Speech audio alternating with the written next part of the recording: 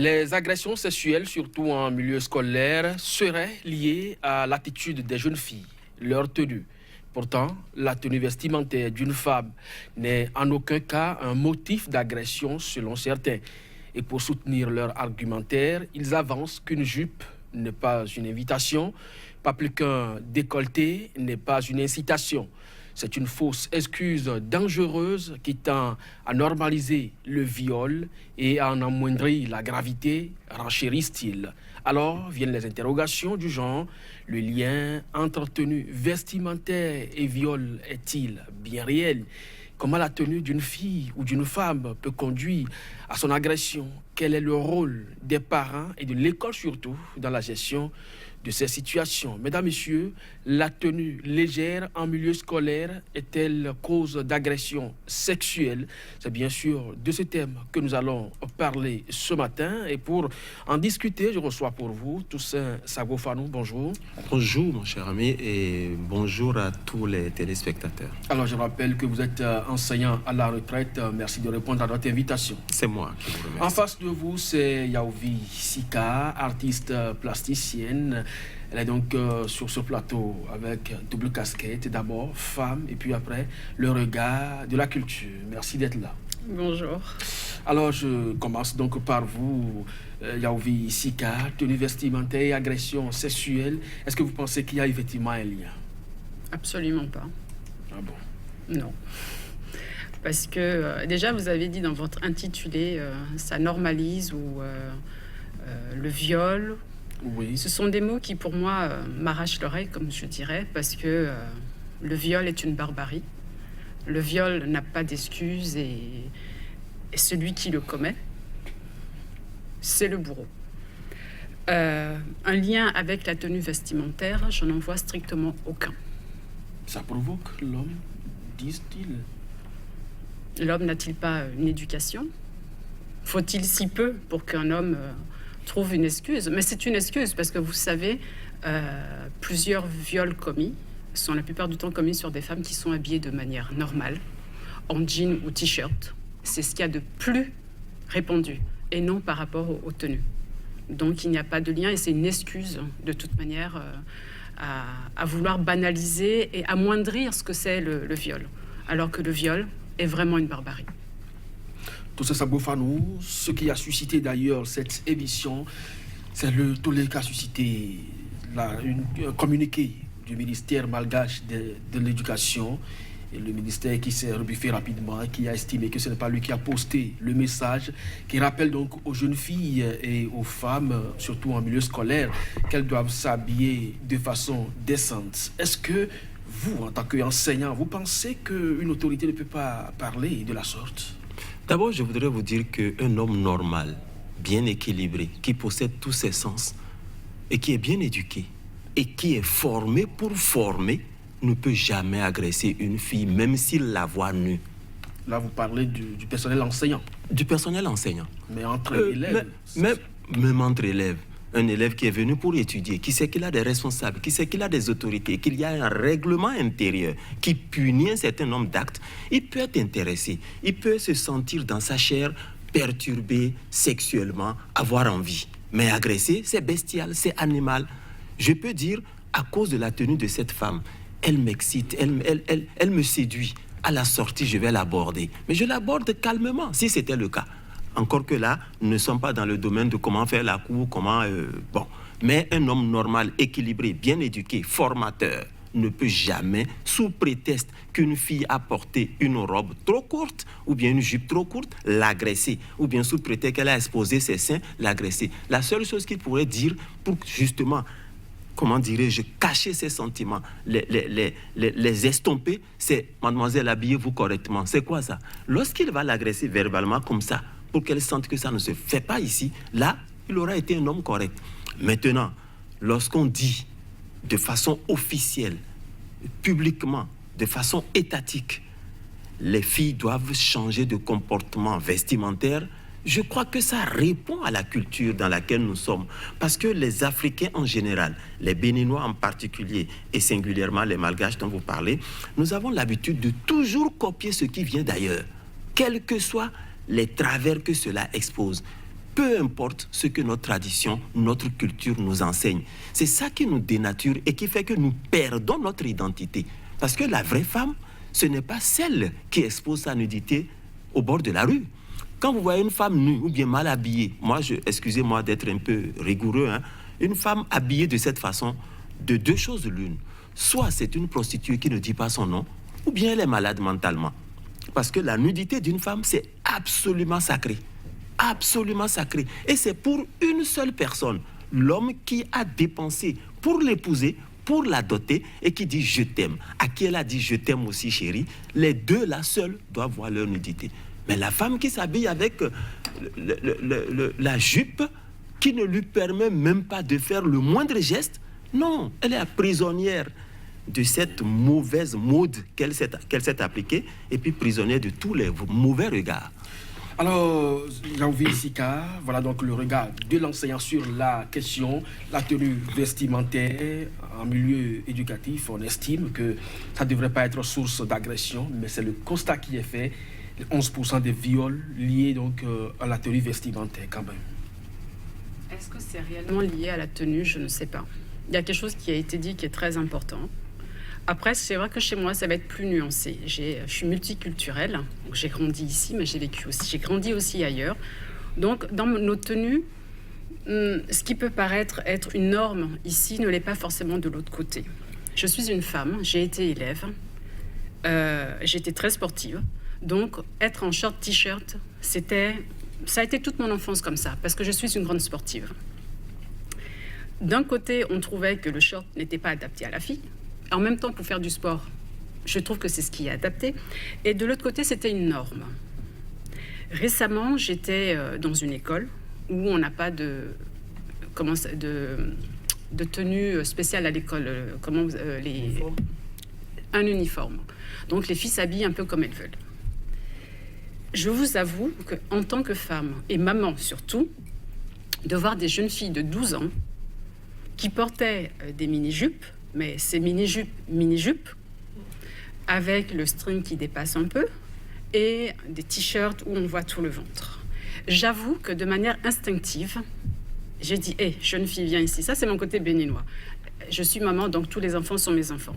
J'ai dit « Ma chérie, ta maman t'a laissé sortir comme ça ». Et c'est vrai que la fille, au début, a voulu me regarder un peu de travers, voilà. Mais c'est vite ravisé parce que, en tant que... j'ai une autorité assez naturelle et surtout, je lui parlais vraiment avec bienveillance. Mais j'ai dit ça, c'est pas acceptable. Pas seulement parce qu'elle risque de se faire violer, pour elle-même. Parce que ça veut dire aussi que sa vision de la fille est déjà déformée. Être une femme, et d'abord commençant par être une jeune fille, bien sûr qu'on a envie de plaire, de séduire. C'est de là que vient le truc vestimentaire. Déjà, la fille doit se sentir bien et elle a instinctivement ou même inconsciemment besoin de séduire. Peu importe l'âge, ce n'est pas conscient. Donc, ce n'est pas quelque chose qui est réellement provocateur de base. C'est pour ça que nous éduquons nos enfants. C'est tout simplement lui expliquer, tu es une jeune fille, tu es intelligente, parce que c'est le premier truc qu'il faut mettre en avant, tu es belle, mais tu peux t'habiller différemment. Moi, je cherche toujours à trouver ce qui est harmonieux et l'équilibre. Je ne suis pas dans un extrême, dans un an ou l'autre. Je ne risque pas de mettre une robe de la tête aux pieds ou de mettre un foulard sur la tête. Ça, je suis trop indépendante, trop sportive aussi pour m'encombrer de choses. Donc, c'est vrai que je vais aux pratiques. Et ces jeunes filles, c'est de leur apprendre à se respecter elles-mêmes. Et en contrepartie, en même moment, à peu près au même âge, c'est d'expliquer aux garçons, effectivement, tu vas être ému parce que c'est aussi le début de la sexualité. Mais le devoir des parents est d'apprendre aux garçons d'être émoustillés, certes, mais ça ne donne aucun droit et ça ne justifie à aucun moment une agression. C'est inadmissible. Donc, de parler de la tenue vestimentaire, c'est d'éduquer nos filles. C'est de leur donner elles doivent se respecter elles-mêmes. Après, personnellement, moi, j'ai un certain âge. J'ai grandi, comme je dis, en short, avec mes mini-jupes. Et parfois, je regarde, mon fils va me dire « Mais maman, ce que tu portes est court ». Ça ne me vient pas à l'esprit que c'est court. Je ne m'habille pas pour aguicher ou faire tout ça. Je m'habille pour me sentir bien et d'être libre de me porter ce que j'ai envie de porter. Mais je connais mon propre respect. Et pour rebondir à ce que disait monsieur tout à l'heure, c'est-à-dire aussi, après c'est culturel. Moi, je suis multiculturelle. Donc, automatiquement, dans mon côté béninois, parfois, on ne comprend pas ce que je porte. Mais c'est pas pour autant aguicheur, c'est pas pourtant déplacé, mais c'est une question culturelle. Voilà, tout ce sabot, ça relance donc le débat, la question culturelle s'immisce. Vous l'avez dit déjà, nous copions, nous importons tout et nous voulons donc tout expérimenter. Et finalement, ça va de travers. La plupart du temps, la question qui est posée aux jeunes filles, qu'est-ce que tu as porté le jour où tu as été violée? Ah oui. Mais oui, c'est vrai, on peut porter ça pour voir si ce qu'elle a porté pouvait exciter un homme au point de ne pas se ressaisir et de l'agresser. Mais je continue de dire, si quelqu'un n'est pas drogué, s'il n'est pas mentalement perturbé, la vie d'une fille habillée de façon sexy, comme on dit, ne devrait pas l'amener à violer. Ça peut l'amener à l'aborder, à lui faire la cour, je suis d'accord. Mais violer, franchement, pour moi, c'est une extrême. D'abord, violer une femme, pour moi, c'est pire que lorsqu'un chien enragé mord une personne. Parce que le chien est dans son rôle. Il est là pour protéger la maison. Et s'il a rage, on n'a pas entre-temps fait les soins qu'il lui faut, il mord et il communique la rage. Mais un homme qui agresse une femme, la sexualité, c'est un plaisir qui se partage à deux. Lorsque j'agresse, cette violence, même les chiens ne le font pas. Vous voyez un coq à côté d'une poule, ça fait la petite ronde, et puis quand la poule s'éloigne, le coq continue de l'aborder. Il y a une demande qui est faite. Mais agresser une femme, quel est le plaisir? Un homme normal ne peut même pas dire j'ai eu du plaisir à faire l'amour. Il n'a pas fait l'amour. Il a violé le corps d'une femme. Donc, l'habillement, même s'il est réprimandé et qu'il est... Enfin, on en discute et qu'on trouve que ce n'est pas culturellement acceptable ici, cela ne devrait pas amener... Parce que ça ne devrait pas amener un homme à agresser une femme. Si c'était le cas, mais il y a beaucoup de professeurs qui auraient commis la pire bêtise de tous les temps. On va revenir tout à l'heure à cet aspect, à votre niveau. Qu'est-ce que vous avez porté le jour où vous avez été violée? C'est généralement la question qui est posée aux femmes qui subissent donc cette agression. C'est inadmissible. C'est pas une question à poser, non. Parce que c'est d'une certaine manière excuser le viol. C'est d'une certaine manière se dire, bon, ça a été normal, tu l'as bien cherché. Et vous savez que la plupart des filles violées, c'est ce qu'on leur sort. Ah, tu l'as cherché, tu étais où? Il était quelle heure? Qu'est-ce que tu faisais là? Ben maman, je sortais des cours. J'étais habillée en jean et avec un t-shirt. C'est pour ça que là, il y a le pourcentage que vous avez donné, mais vous savez que le viol est un fléau. Le viol est utilisé pendant la guerre. Le viol et on essaye de nous le banaliser en se cachant derrière des tenues, en se disant « Ah, qu'est-ce que tu faisais là ?» Mais il n'y a pas de rapport. C'est inadmissible de poser une question comme ça. C'est ce qui fait d'ailleurs que beaucoup de filles et de femmes ne dénoncent pas. Moi, j'ai accepté de venir aujourd'hui parce que justement, libérer la parole, et j'ai trouvé franchement, c'est admirable d'aborder ce sujet, parce que c'est que comme ça que nous allons faire évoluer les choses. Aujourd'hui, devant la télé, je ne sais pas combien de filles et de garçons vont regarder, mais ils sauront qu'il n'est absolument pas normal. Peut-être que pour la première fois, même un garçon va entendre agresser une fille, ce n'est pas normal. C'est de notre devoir, c'est notre part à nous de le dire. C'est hyper important. On ne peut pas poser ce genre de questions. Lorsque vous posez ce genre de questions, c'est de dire au garçon « Ah, quelque part, c'est pas de ta faute. Quelque part, on t'enlève ta responsabilité. » Mais c'est inadmissible. Lorsqu'il y a viol, c'est de savoir comment réparer, dénoncer, mais c'est de ne pas poser ce genre de questions aux jeunes filles. C'est inadmissible. Alors, tout ça, Sabou Fanou, vous êtes donc dans la relation éducative, vous êtes dans la situation de classe. Ouais. Des filles qui portent des tenues indécentes à la limite, ça bouleverse l'enseignant, non? Ça le perturbe dans le déroulement du cours, non? Vous posez un problème très important. L'État ne viendra pas, le ministre ne viendra pas passer dans chaque classe, dans chaque école pour voir comment est-ce que les filles sont habillées. Il y a une norme qui est établie par le règlement intérieur. C'est là que vient la responsabilité du chef d'établissement. Et c'est là que le problème se pose aujourd'hui, où nous avons des chefs d'établissement de moins de 40 ans, des professeurs de moins de 30 ans, jeunes, qui n'ont pas beaucoup d'expérience. Je ne les accuse pas, mais ils n'ont pas beaucoup d'expérience. Et quand c'est le cas, il faut que les tests renforcent la vigilance et la surveillance de cette catégorie de personnes. Alors, une fille qui vient à l'école, je suis en situation de classe, je vois une fille qui est très mal habillée.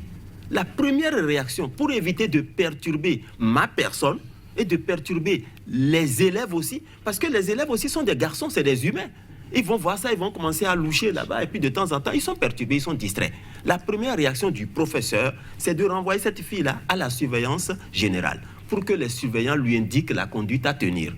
Parce que l'uniforme kaki, mais je vous en prie, quand vous faites coudre un bon uniforme à votre enfant, joli, mignon, quand ça descend, parce qu'on estime que lorsque ça descend vers les genoux déjà ou bien un peu au-dessus des genoux, ça fait plus esthétique, ce n'est plus sexy. L'école n'est pas pour une tenue sexy. L'école, le kaki résout beaucoup de problèmes. Bon, puisque au Bénin, par exemple, oui, puisque vous en parlez, le ministère de l'enseignement secondaire avait pris une note pour demander aussi bien au public que privé que désormais c'est le kaki qui sera la norme, mais 24 heures après, la note a été rapportée. Pourquoi ? Oui, parce que nous sommes dans une société à plusieurs vitesses. Une société où il y a beaucoup de one-man show. Moi, j'ai créé mon école. Il faudrait qu'on sache que la tenue là, ça porte le nom de mon école, ça fait publicité pour mon école. Et puis quand c'est joli, on dit, ah, tu vois la tenue là, vraiment c'est joli. C'est quelle école ça? C'est l'école temps. Par plaisir ou nécessité de publicité ou c'est une affaire de manne financière parce que ces tenues sont vendues cher aux parents. Justement, j'en arrivais là. Il y a d'abord la publicité, mais il y a le fait qu'il y a un commerce qui se fait au niveau de chaque établissement privé. Parce que la tenue, si je m'arrange pour que l'industrie qui fabrique cette tenue me livre cela à moi exclusivement et que sur le marché, il n'y en a pas, mais je le vendrai à un prix qui va me permettre de renflouer les caisses de l'établissement. Tout cela a amené le ministre, que j'apprécie, à prendre une décision. Malheureusement, on n'uniformise pas les choses dans un pays où on a dit pluralisme tant, je ne vais pas rentrer dans la politique. Pluralisme, donc, les gens estiment que c'est leur droit. On est en démocratie, ils sont libres. Et en fin de compte, la liberté nous conduit à des dérapages. Parce que le kaki permettait quoi? Le kaki seul, porté dans le privé, dans le public, permettait de ne plus voir la différence entre les classes. Ah, voilà des gens de famille pauvres. Regarde ce que lui a porté là. Yeah, c'est chic, hein? C'est très joli. C'est sûr que c'est des gens aisés. Quand c'est comme ça, il y a des escaliers, des marches, des clivages. Et ça, c'est pas bon. Pour amoindrir tout ça au temps de la Révolution, tout le monde était en kaki. On ne sait pas qui vient d'un village, qui vient de Heviv, qui vient de Paris, qui a des parents très aisés. Non. Et puis ça permettait quand même à tout le monde d'être un peu plus à l'aise sans la différenciation des classes. Sika Yanvi, vous avez été élève, vous l'avez dit, et vous avez été aussi sportive, vous portez des t-shirts, en même temps des culottes, des shorts pour pouvoir donc aller au sport. Est-ce que vous avez été une fois opposé des injures sexistes ou des traitements un peu défavorisants, ou même si vous avez été une fois agressé à la limite? Alors quand j'étais plus petite au cours primaire, non. Quand on portait le short t-shirt, j'avoue que non, parce que j'étais aussi en kaki, hein, j'ai fait l'école en partie ici. C'est plutôt quand j'ai été à Bégamé, donc au lycée, où on est allé en kaki, mais pendant le sport, effectivement, dès qu'on portait un short, les garçons étaient quand même attirés, perturbés. J'ai jamais eu de professeur déplacé. Je n'ai jamais eu affaire à ça. Très respectueux, mais pendant le sport, c'est vrai que c'était un peu difficile. Difficile parce que moi, j'ai fait ma taille très, très tôt, donc j'étais très grande, et en short, et du coup, c'était un peu malsain parce que c'était... donc du coup, beaucoup de filles ne faisaient pas de sport, elles se faisaient dispenser, ou alors... Qu'est-ce qu'elle portait à l'époque? Non, ouais, elle se faisait dispenser. C'était assez radical. Au fait, il y a celles qui faisaient le sport. Donc, en tant que filles, nous étions peu nombreuses. Et les garçons, il y en avait beaucoup plus. Beaucoup de dispenses. Moi, je l'ai toujours été jusqu'au bout, mais ça a été difficile. On vous regarde, on dit des mots déplacés, et ils attendaient surtout la fin, après pas devant le professeur, à la fin du sport, quand on partait. C'était difficile de marcher jusqu'à la maison, parce qu'à l'époque, nous, il n'y avait ni ZEM ni quoi que ce soit. Hein. Tu habites Misseba, tu viens avec les gamins, tu te lèves à 5h30 pour être à l'heure, pour repartir. Donc, on fait tout ça à pied. Moi, je connais tout Cotonou par cœur à pied, on faisait tout à pied. Donc, c'était difficile. Alors, du coup, après le sport, on essayait finalement de remettre notre kaki par-dessus. C'est ce qui permettait, sur la route, qu'on nous foute la paix. Mais sinon, même même tout au long de la route, c'était ça. Mais ce qui était intéressant, c'est lorsque je me faisais huer ou un peu agresser ou qu'on me titillait sur la route, parce qu'à l'époque, je me souviens, il y avait toujours des vendeuses dehors, une maman ou même un père qui reprenait les garçons en disant « Vous sortez d'où? On ne vous a pas appris, c'est pas comme ça que ça se fait. » Donc, c'est ce qui pouvait me permettre à moi de me sentir aussi normale et pas déplacée, que j'avais rien fait de mal, parce que c'était culpabilisant. Alors que pour faire du sport, on met un short et un t-shirt, quoi. Oui, ça c'est obligatoire. C'était tout. Alors, sur ce plateau, vous estimez que c'est à la limite bestial, le viol? Non, c'est pas à la limite, c'est bestial. Quand c'est lié donc à la tenue vestimentaire, ça voudra simplement dire que le garçon qui doit pouvoir passer à cet acte n'a pas reçu suffisamment d'éducation. Alors, lorsqu'on va commencer par parler du rôle parental dans la gestion de ces actes-là, Sabo Toussaint-Fanou, enseignant aujourd'hui, vous êtes parent également. Oui. Quelle éducation vous donnez aux enfants? Est-ce que vous pensez qu'un jour, on ne vous rapportera pas que votre garçon a été auteur d'un viol? Merci beaucoup, parce que quand vous abordez le rôle des parents, je dis c'est crucial, c'est capital. Quand vous voyez une fille très mal habillée dans la rue, laissez la fille jeter un coup d'œil vers ses parents. Moi, je ne peux pas être à la maison pour que ma fille sorte de façon dévergondée comme ça, avec les seins, 3/4 des seins en l'air, les fesses totalement, je ne sais pas. Non, je ne peux pas être à la maison, même après mon décès. Si on se souvient de ma photo, on voit ma photo, qu'on me voit, on ne sortira pas comme ça de la maison. Parce que l'éducation est stricte. Donc, les parents, quand j'ai entendu que la note du ministre a été rapportée ou bien ça n'a pas marché, les élèves ont protesté, les parents se sont mis dedans, je dis, notre société court vers quelle perte? C'est les parents qui devaient supporter le ministre, soutenir le ministre dans la réglementation des tenues, de l'uniformisation des tenues, ainsi de suite, ou alors se rapprocher du ministre sans donner dans le panneau de leurs enfants comme s'ils supportaient. Alors, quand on va violer ou bien quand on va agresser une de leurs filles, qu'est-ce qu'ils vont dire après? Donc, moi, je crois que le rôle des parents est capital. Parce que même si vous êtes un parent jeune, vous avez le devoir d'éduquer. Vous avez fait des progénitures, pas pour les laisser à la société ou à la rue. Vous avez le devoir. Si vous n'avez pas l'âge d'éduquer, si vous n'avez pas les moyens de faire pression sur des enfants, ne les faites pas. Parce que là, vous allez livrer à la société des délinquants sociaux. Alors, quand les parents sont, quel que soit là où ils sont, ils doivent accompagner tout mouvement, toute décision, toute éducation qui permet de protéger et la fille et le garçon. Parce qu'en protégeant la fille par rapport à certaines tenues, en protégeant la fille dans sa tenue vestimentaire, dans son éducation, vous protégez déjà des enfants aussi, des élèves, des garçons.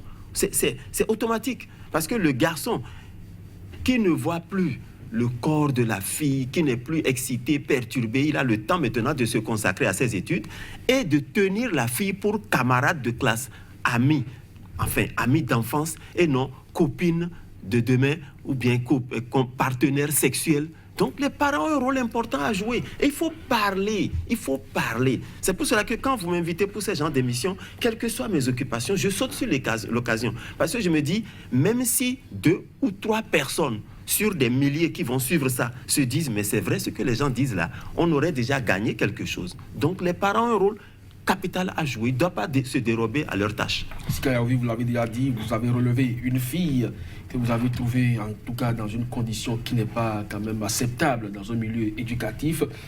Quel est aujourd'hui le message que vous, en tant que parent, vous envoyez à ces filles d'une part et aux garçons également?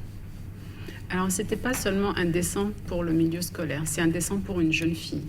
Dans ma démarche à moi, qui élevait aussi un garçon, très tôt, j'ai eu conscience de ce que les filles pouvaient subir. Et grâce à mon fils, en l'éduquant, en lui montrant le respect et en étant celle que je suis, j'ai pu élever aussi un garçon qui respecte la femme. Comme il a dit tout à l'heure, faire l'amour, c'est un acte beau, sacré, de joie et de partage. Donc c'est aussi ce que j'ai fait comprendre à mon fils. Parce qu'à partir de l'adolescence, voilà ce à quoi nous sommes confrontés. C'est que les jeunes pensent qu'ils doivent copier. Et puis, de toutes les façons, les hormones sont là. On ne va pas faire semblant que les enfants n'ont pas de sexualité. Donc, nous devons non seulement les accompagner, parfois, les garçons sont dépassés par ce qu'ils ressentent. Parfois, ils sont excités, mais ils ne savent pas forcément comment il faut faire, ne pas faire. Ils peuvent être timides. Comment approcher une fille? Donc, après, ils vont regarder des choses aussi sur les vidéos, voir n'importe quoi. Et dans les films porno, où le viol de la femme est mis en scène la plupart du temps pour faire croire que c'est ce que la fille aime. Donc l'éducation, c'est surtout le long de ça, c'est en discussion permanente avec eux, mais surtout à la fille. Moi, je dis toujours, j'ai plein de jeunes filles, même toutes les petites copines de mon fils qu'il a pu avoir, c'était mes filles. Donc c'était aussi de leur dire, vous devez vous respecter. La manière dont vous vous habillez, c'est aussi très important. Vous n'avez pas besoin de mettre vos seins à l'air, vous n'avez pas besoin de montrer vos fesses pour attirer un garçon et pour vous faire respecter. Parce que l'éducation de base, c'est ça. Vous voyez les jeunes filles, elles vont acheter les habits quelque part. C'est qu'on les fabrique pour nous les vendre. Pendant un moment, je me souviens, je vais au supermarché, j'ai vu, ils ont fait des strings pour des petites filles de 4 ans. La société a un problème. On fait des petits talons pour des petites filles de 5 ans. Ils ont un problème. Jamais je porterai à ma fille de 5 ans des talons, des strings, ou je ne sais quoi. Je veux dire, chacun doit prendre ses responsabilités. Les parents en premier, après le milieu éducatif, c'est ce qui complète. Mais nous devons apprendre à nos enfants à se respecter, aux garçons de se respecter et aux filles de se respecter. Vous trouvez normal, par exemple, l'introduction déjà en classe de CE2 de l'enseignement sexuel en France, dans le système éducatif, vous trouvez ça normal? Alors, attendez. L'éducation sexuelle, c'est très important. Alors, je ne sais plus en quelle classe était mon fils quand j'ai acheté un livre sur... C'était pas la sexualité, mais c'est sur le développement du corps pour que l'enfant, à partir de 11 ans, comprenne pourquoi son corps change. Vous savez que lorsque moi, je faisais des sorties scolaires avec les enfants au CM1, les jeunes filles donc, devaient avoir à peu près 9 ans. La moitié des jeunes filles dans cette classe avaient déjà des gros seins. Parce qu'il faut dire que les générations aujourd'hui sont précoces. Oui. Mais c'était des petites filles de 9 ans dans des corps de jeunes femmes qui étaient complètement déboussolées. Et les garçons étaient quand même aussi perturbés, mais ils se moquaient. C'était pas du tout à caractère sexuel, hein, mais ils disaient « Ah, elle a des seins, ah, elle a des... » Et les filles ne savaient pas quoi en faire. Et c'est là que je me suis rendu compte que très tôt, il faut parler avec les enfants, mais par rapport à leur âge. C'est pas du tout... L'éducation sexuelle ne pousse pas à avoir une sexualité. Au contraire, l'éducation sexuelle, c'est de dire à partir de tel âge, vous avez vos règles. À partir de tel âge, un garçon peut bander, peut faire ci. Et ce sont des mots qui font partie de notre vie, que nous devons, en tout cas, en parler avec nos enfants. C'est hyper important. C'est ce qui, après, ils vont être aussi à l'aise avec leur corps et savoir comment se mouver, parce qu'on n'est pas à l'aise avec... Souvenez-vous, quand vous aviez 12 ans, 13 ans, 14 ans, 15 ans, on avait peu d'idées, on ne savait pas quoi en faire et les parents ne parlaient pas avec nous. Et on se sent anormal. Si on ressent une émotion, c'est qu'on n'est pas normal. Et c'est lorsque vous vous donnez la possibilité aux enfants de mettre des mots sur ce qu'ils ressentent, ben vous enlevez un tabou, vous enlevez tout un truc qui d'un seul coup n'est plus fantasmé ou imaginé, où ils vont aller chercher des vidéos. Surtout aujourd'hui, les enfants sont nés avec Internet. Ben, ils vont chercher des choses, que vous soyez d'accord ou pas, ils vont voir des choses. Il faut l'anticiper. Pour tout ça, le rôle de l'école. Ben, je voudrais juste rouvrir une parenthèse pour vous montrer à quel point certains pays ont décidé de lutter contre le viol. Je ne veux pas donner le nom de pays, mais il y a une vidéo qui a circulé en temps, qui a fait le tollé, qui a même été retirée pour que les gens ne soient pas traumatisés. Si vous êtes reconnu auteur d'un viol et qu'il y a des preuves, on vous prend sur le champ devant un certain nombre de personnes. Je ne dis pas que j'approuve cet acte-là, hein, mais on vous coupe ce qui a servi à faire ce viol. On vous le coupe devant tout le monde. Il y a un monsieur qui a le couteau destiné à cet effet. Vous sortez ça, 2 garçons, 2 gros bras vous tiennent. On sort votre arme de combat là et on vous le coupe. On vous la coupe, cette arme-là. C'est pour vous dire que les gens, c'est sidérant. C'est pas possible, c'est pas normal. Maintenant, pour venir à l'école, le sexe à l'école. Mais quand vous dites à votre enfant par exemple, et permettez-moi d'ouvrir la parenthèse, à Kourumbo, à Sotou, à Kandio, c'est une éducation sexuelle, mais ça ne va pas, ça n'entraîne pas, enfin, ça ne vous amène pas à apprendre à l'enfant à 4 ans, à 5 ans, comment faire l'amour. Ce qui se passe en France, si j'étais Dieu, heureusement que je ne le suis pas, j'allais enrayer ça. On ne peut pas apprendre. Et on a vu ce qu'on a vu, des enfants de 3 ans, 4 ans, qui savent que là, chez la fille, il y a quelque chose, et que chez moi, le garçon, il y a autre chose qui peut aller dedans, et ils font ça, et vous voyez ça en image, vous vous dites, mais qu'est-ce que c'est que ça? Où va le monde? Ou alors, une fille de 4 ans, non, de 5 ans, avec un garçon de 6 ans, ou bien de 5 ans, je ne me rappelle plus les âges, mais c'est avant 6 ans. Les deux font comme ceci pour chercher dans le jardin s'il y a un endroit où ils peuvent se cacher. Et qu'est-ce qu'ils ont fait? Ils enlèvent short, ils enlèvent tout. Mais c'est la catastrophe, parce que ces enfants-là, n'atteindrons pas 10 ans avant de commencer à faire de n'importe quoi. Donc, apprendre aux enfants à faire l'amour à l'école, c'est une catastrophe, même si on me dit le monde a évolué, c'est un prétexte qu'on prend. Le monde a évolué, nous sommes libres, nous sommes à l'ère de ci et de ça. Mais le monde va à sa perte dans ces conditions. Et dans les pays où on fait des restrictions de ces genres de liberté, on dit c'est la tyrannie, c'est la dictature. Mais ces pays s'en sortent mieux que nous parce que d'ici quelques années, ce qui va se passer, c'est qu'en plein jour, dans la rue, pendant que la circulation est à son comble, quelqu'un peut tirer une fille, la mettre derrière un arbre quelque part et puis tip, il fuit. Mais ce serait la catastrophe. C'est ce qui nous attend si nous ne mettons pas un frein à ce qui se passe aujourd'hui. Vous savez, je voudrais aussi ouvrir une parenthèse pour dire, le sport ne peut jamais se faire en bomba ou bien en robe. Le sport, il faut porter un short. Enfin, il faut porter des tenues de sport. Short, t-shirt, ainsi de suite. Maintenant, tout dépend. Il y a 2 personnes peuvent acheter le même short et l'une des filles va porter et on va dire oh là là mais c'est quoi ça, pendant que l'autre va porter le même short, on ne verra aucun inconvénient. Tout dépend de la morphologie de chaque fille. Maintenant, si vous avez été éduqué dans le sens de respecter l'autre, dans le sens de comprendre que nous ne sommes pas tous les mêmes, nous sommes différents, en tant que garçon, ça ne devait pas susciter un tollé où vous allez dire ouh, non, parce que vous avez des parents qui ont cette forme, vous avez des parents qui sont minces. Donc, c'est aussi à la fille et à ses parents de voir le short qui lui va pour cacher un peu les choses. Parce qu'un short trop grand au sport, ça ne vous arrange pas.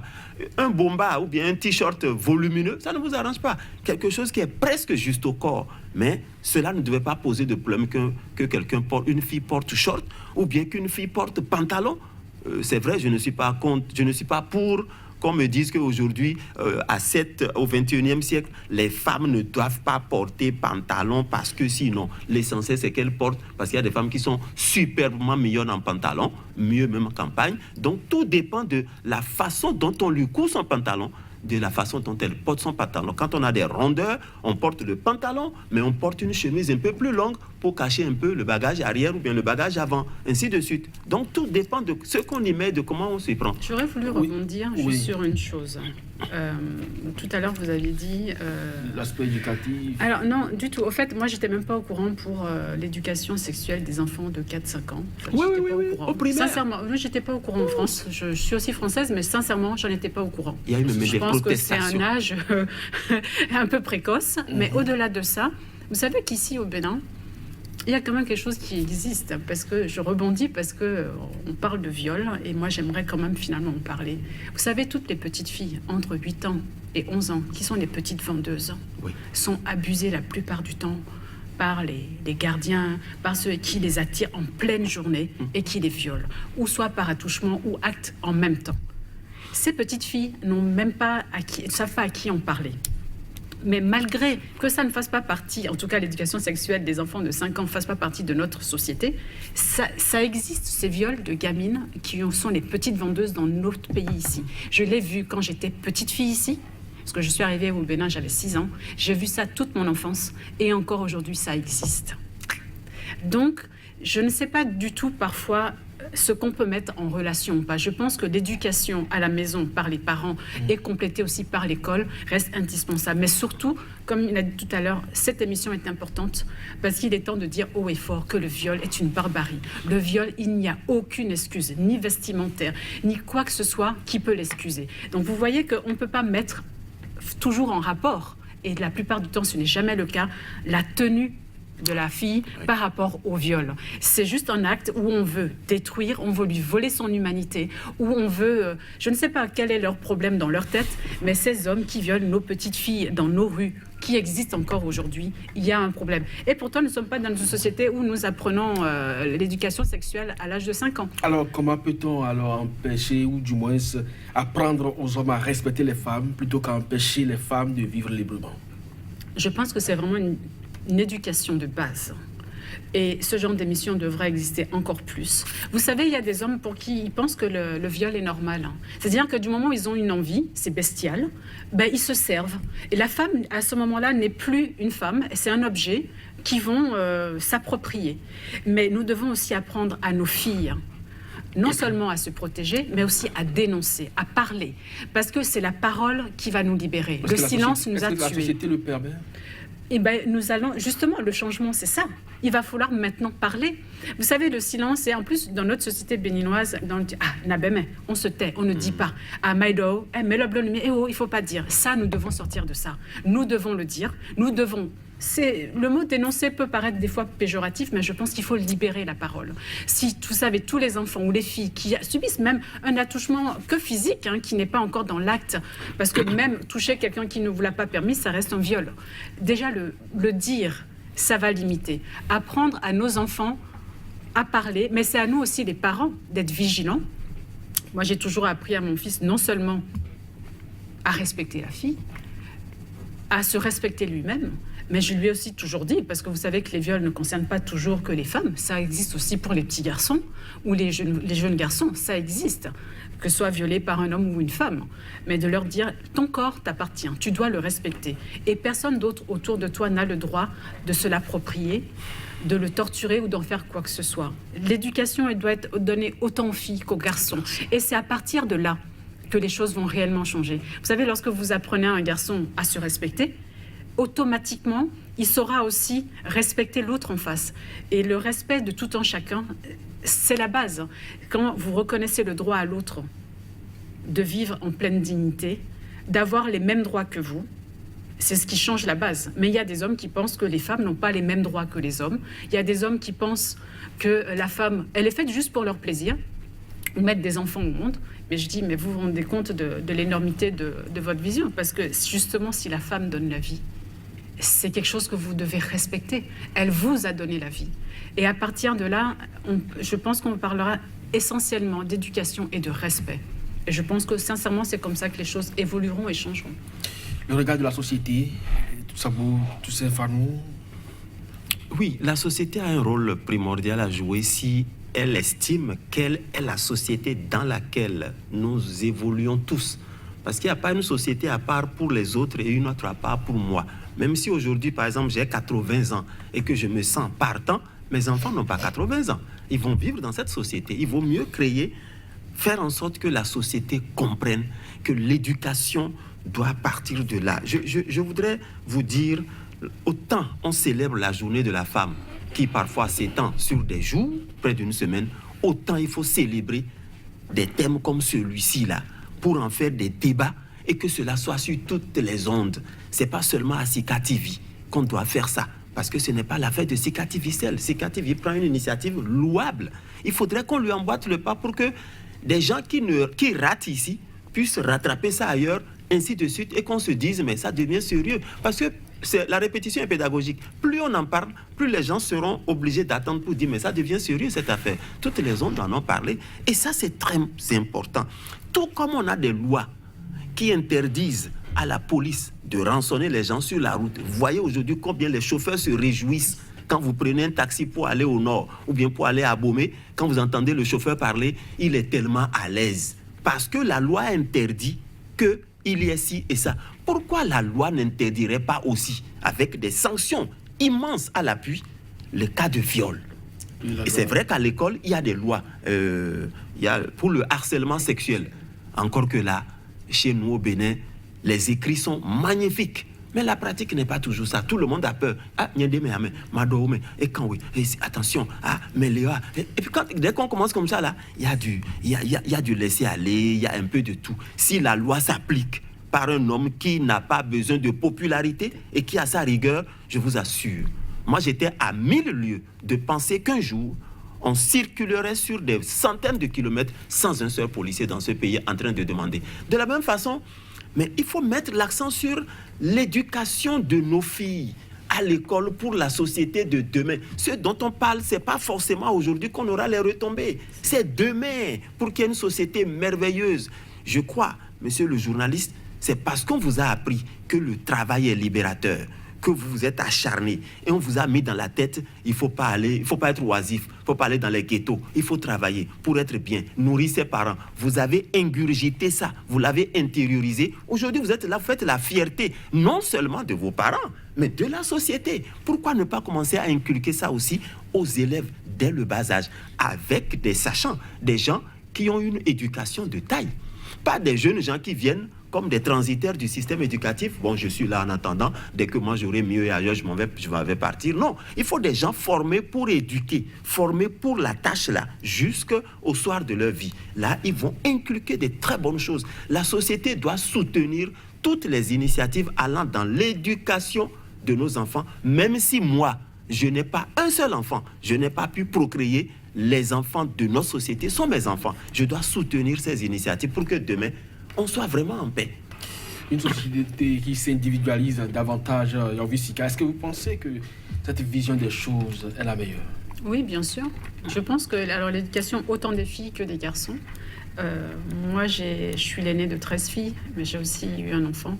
Les enfants sont mes enfants. Quand je me trouve face à un enfant, peu importe lequel c'est, je peux prendre sa défense comme si c'était le mien et lui inculquer aussi des choses. L'éducation, c'est la base. L'éducation, c'est... Il l'a dit, hein, on vous a répété, on vous a appris, mais l'éducation, c'est ce qui nous rend libres. L'éducation, c'est ce qui nous permet de nous respecter. Et puis, après, il y a notre divin en nous. On peut dire Dieu nous a créés avec la perfection de ce que cela consiste.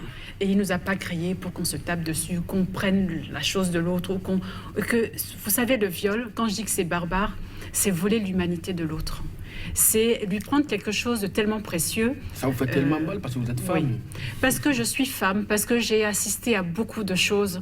Et c'est un acte tellement barbare et tellement injuste. Et la société, pendant longtemps, elle dit tout à l'heure, une société, il n'y a pas de société séparée. Hein. La société, elle est de partout. Et nous avons tous droit au respect, à être bien et vivre en paix. Vivre en paix, ça vient de là. L'éducation. Si j'éduque bien mon enfant saura quoi mettre dans notre société. Vous savez, mais c'est vrai que moi je suis très optimiste et j'y crois et je sais que je sois vivante ou pas pour le voir, je sais que c'est amené à changer parce que au final, c'est aussi des cycles de la vie où on est un peu dans, excusez-moi du mot, une forme de bordel. Hein. Quand vous regardez les clips américains, mais vous mourrez quoi, parce que ces femmes qui sont payés pour jouer des clips, mais qui sont nus, à qui on mène une laisse, c'est-à-dire que tout ce symbolisme, et ce sont des hommes hein, qui sont au courant, dans tout ça, avec l'argent, tout est dans une forme de grand bordel, qu'on a oublié qui on est, on a oublié notre propre divin, on a oublié finalement que c'est pas ça la vie, et d'y revenir, c'est vraiment à partir de l'éducation. L'éducation, on va donc en sortir de cette émission. Sambou Toussaint-Fanou, les tenues légères en milieu scolaire, cause d'agression sexuelle, vous dites non? Je dis non et je dis que tout peut s'arranger, tout peut se faire. Parce que je prends mon cas. Je ne parlerai jamais en l'air, comme on dit. En tant que directeur, je me rappelle que dans mon établissement, à partir du moment où j'ai décrété qu'il n'y a pas une seule tresse, toutes les filles étaient coiffées. Je ne suis pas un dinosaure, je ne suis pas un extraterrestre. J'ai pu l'instaurer.